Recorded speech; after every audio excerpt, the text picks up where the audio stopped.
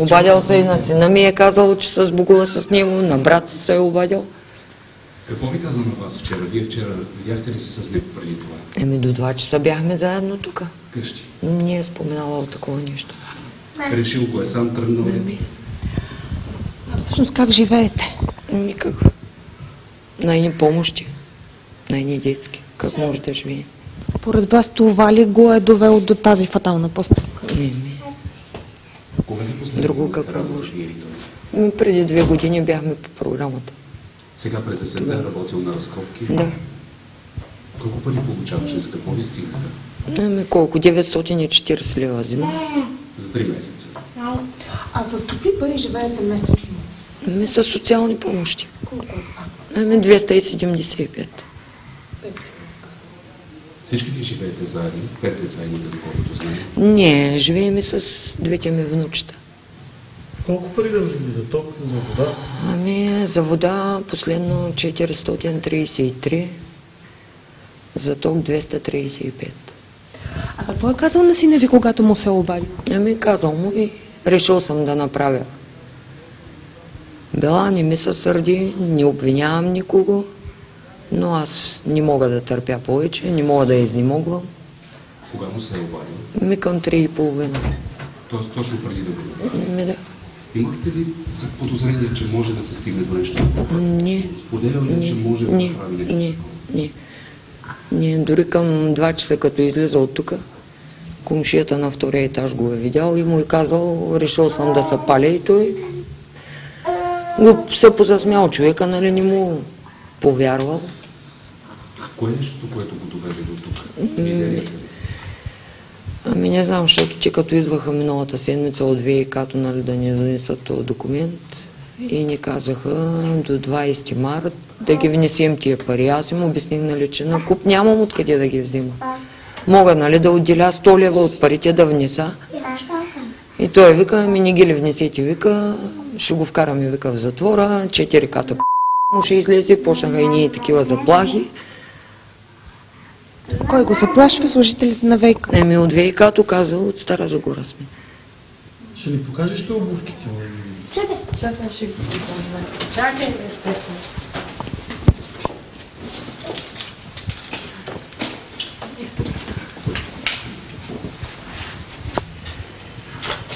Това са. Аз от Стара Загора дойдох днеска. Кой ви съобщи какво се е случило? Майка ми. Тя ми се обади и ми каза, нали, че се е запалял. Казаха, че в Стара Загора ще го закарат в окръжна болница, понеже аз там близо живея до окръжна болница и с дъщеричката ми, това е моята дъщеричка на 1 годинка. С нея отидах до окръжна болница да чакам и да го докарат, но като ми се обадиха и ми казаха, че са го закарали в Пловдив, и аз спанах на автобуса и дойдох. Отчаян ли беше баща ви?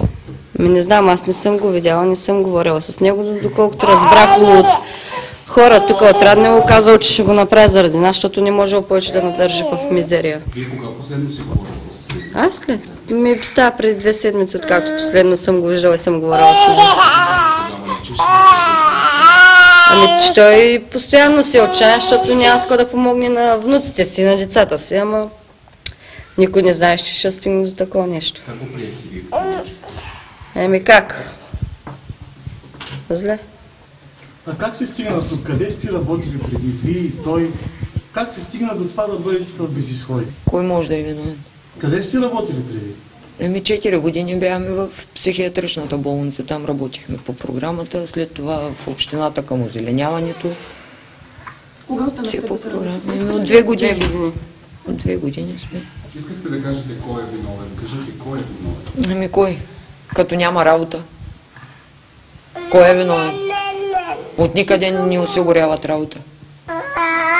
Ето, от преди Нова година отрязаха и от социални помощи. Аз и той не получаваме помощи. Понеже аз взимах 200 лева наследство от баща ми там от Нихни Ниви. И защото съм ги взимала тия 200 лева, спряха ми помощите, накараха ме и за 1 месец 85 лева помощ да връщам, дето съм ги взимала. Кого обвинявате за трагедията? Поименно или? Кого да обвинявам? Не знам и аз. Вчера преди да тръгне хората, които работят в общината споменаха, че когато е отишъл вече е решил и на бензин и на алкохол. Той пили нещо вкъщи? Тук не. Тук не, 2 часа излезе от тук последно кафе пихме. А пиел ли е често? Може ли това да Пиеше. Пиеше, ама сега знам ли го кой е мислил. От тук нататък как ще се справяте? Той е в много тежко състояние. В тежко състояние, да. Той 325 лева осигуровки има да му се плащат. 12 човека ми искат за в петък кръводарители. Говорихме преди малко с лекара, от сутринта са го интубирали, дробовете му не функционират и не знам.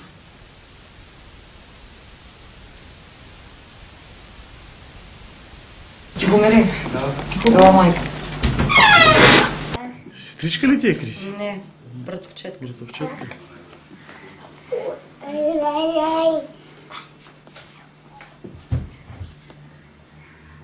Виж на там, виж на там. Гледай, гледай.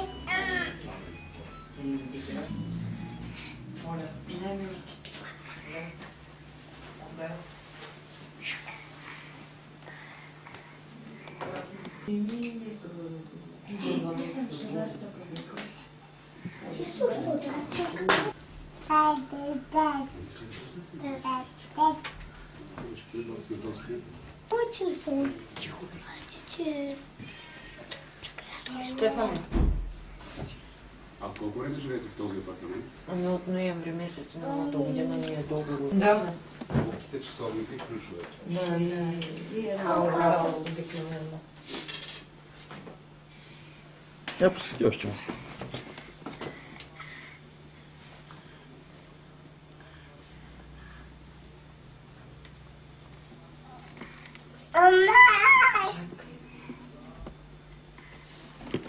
На 2 без 10 ли е това? Манама, Да, това без 10. или аз да говоря? Ало? Дъщеря Мариана. Виж, че ако става да ми се обадите след половин час, че в момента не мога да говоря. И боли. Мария.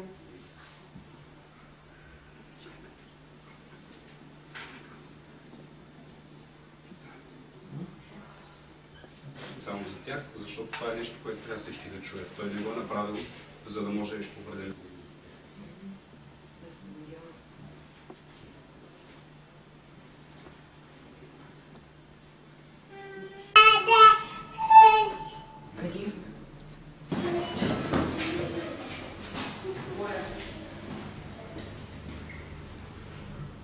Община Раднево в този така тежък момент за това семейство ще окаже материална помощ по мое предложение 4000 лева безвъзмездно, без разходооправдателни документи да ги гласува Общинския съвет. Хората продължават да си живеят в общинското жилище. Плюс това аз в открит призив съм призовал директорите на двете големи структуроопределящи за нашата икономика предприятия, Мини Марица изток ЕАД и ТЕС 2 ЕАД, да помогнат на жената, като й осигурят работа.